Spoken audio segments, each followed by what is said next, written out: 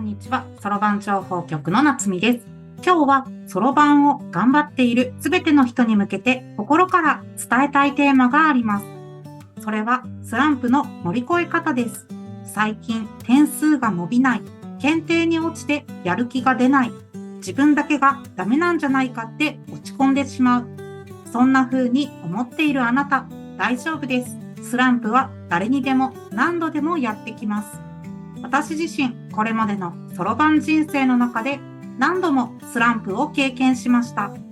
今回は私の体験談を交えながらスランプをどう乗り越えればいいのか6つの方法を紹介します。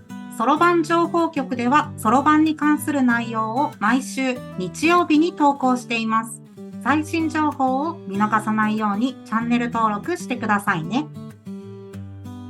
なぜスランプは起こるのか。まず最初にスランプが起こる原因を知っておきましょう。スランプの主な原因はこの3つです。1つ目、級が上がって急に難しくなった時。2つ目、努力しても結果が出ない時。3つ目、気持ちのモチベーションが下がった時。こういう時にもうダメかもしれないと思ってしまいますよね。でも大切なのはここからどう向き合うかです。ここからは私のスランプの体験談をお話しします。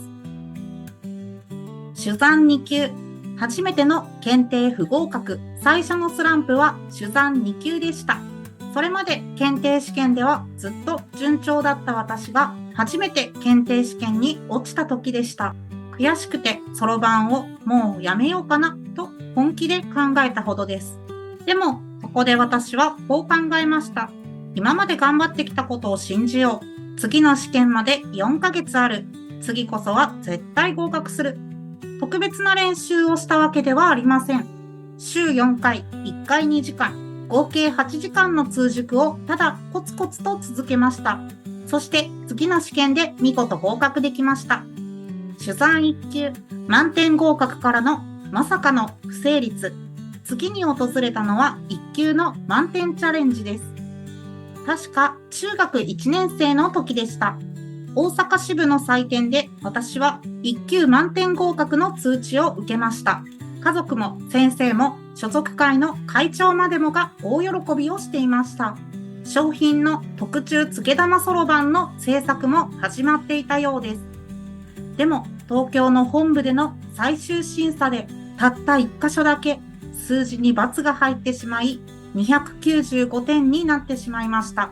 それまでにも何度も挑戦をしていて、やっと満点合格したと大喜びした分、落ちた時のショックは本当に大きかったです。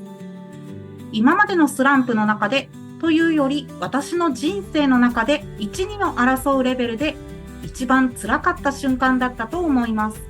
でも私はここでも立ち止まりませんでした。ここまで来たならもう一回挑戦しよう。ここでやめたら今までの血の滲むような努力が全て無駄になってしまう。やめるなら1級満点合格してからだ。そう思ってまた同じように練習を重ね、次の試験では本当に東京本部でも満点合格を果たすことができました。これは実際に1級満点合格した時の糧です。珠算2段。限界かもと思ったとき、2段まで進んだとき、一時期全く点数が伸びなくなりました。検定試験でも商談を逃すことが続きました。もう限界かなって私自身も家族も感じていた頃、そんな時母が先生に聞いたんです。うちの子もうこれ以上伸びませんかって。すると先生がこうおっしゃったそうです。限界なんてまだ来てない。まだまだ伸びる。私の先生は普段はとっても厳しい先生です。褒められた記憶なんてありません。なのに母を通してですが、そう言ってくれたのがすごく嬉しかったことを覚えています。それからは不思議なくらい前向きに取り組めるようになって、スランプも自然と抜けていきました。大会ではいつも2位、万年準優勝の悔しさ。実は私にはずっと勝てなかった同級生がいます。どんな大会でもその子が1位、私は2位、また2位かと悔しさでいっぱいの時期が続きました。でも私は諦めませんでした。次こそは勝ちたい。自分のベストを出せればいいんだとポジティブな気持ちを大事にしていました。練習スタイルはそのまま。週4回、1回2時間の通塾を続けることで徐々に実力がついてきて少しずつですが手応えを感じられるようになりました。私は6歳からそろばんを始めましたが、正直中学生になった12歳から14歳頃までの間でしかそろばんを楽しいとは感じていません。他の期間はずっとそろばんが嫌いでやめることばかり考えていました。やめてしまうのは簡単ですが、私は今までの練習や怒られてきたことが無駄になるのが嫌で意地でそろばんを続けていたような気がします。私は今32歳ですが、現在までそろばん以外の様々なことで落ち込むこともありましたが、嫌いだったそろばんをあんなに頑張れたんだから大丈夫。今回も今はきつくてもいつかは乗り越えられると自分の自信につながっています。スランプを乗り越える6つの方法。ここまでの話を通して私が大事にしてきたスランプの乗り越え方を6つにまとめます。1、苦手を見える化する。間違えた問題をピックアップしてみましょう。そしてどこで間違えているのか、何が苦手なのかを整理してみましょう。自分の課題が見えると対策もしやすくなります。2、練習法に変化をつける。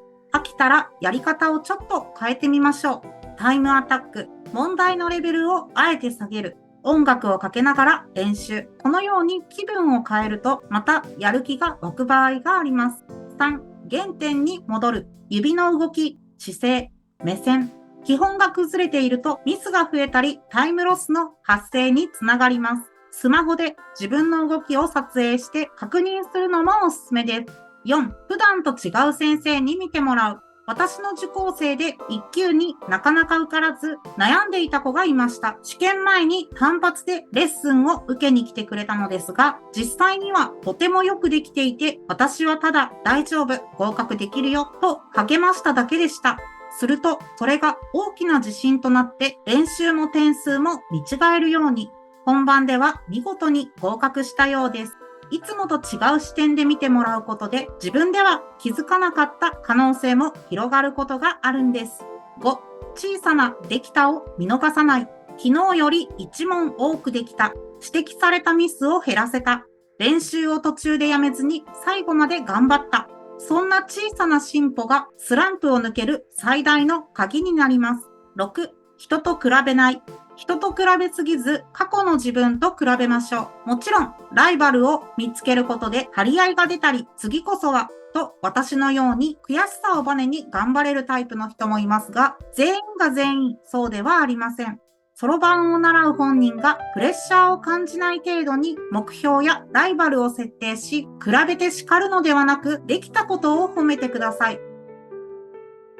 最後に、スランプは止まっているのではなく、次に進む準備期間だと私は思っています。スランプを乗り越えたその先には、これまで以上に成長した自分が待っています。今まさに悩んでいるあなたも、自分の頑張りを信じて前を向くことから始めてみてくださいね。この動画が少しでも参考になった方は、高評価とチャンネル登録をお願いします。感想コメントや皆さんのスランプや挫折からの立ち直り法をコメントで教えてください。